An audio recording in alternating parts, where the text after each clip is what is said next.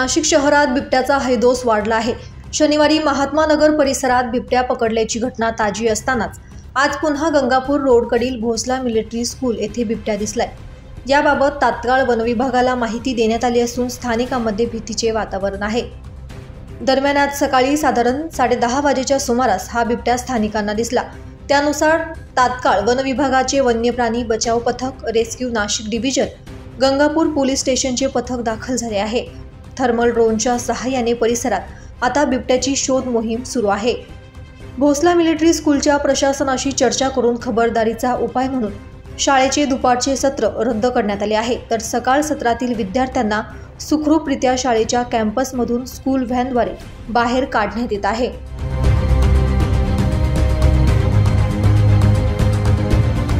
दैनिक भ्रमरसाठी प्रतिनिधी आकाश भालेराव, नाशिक।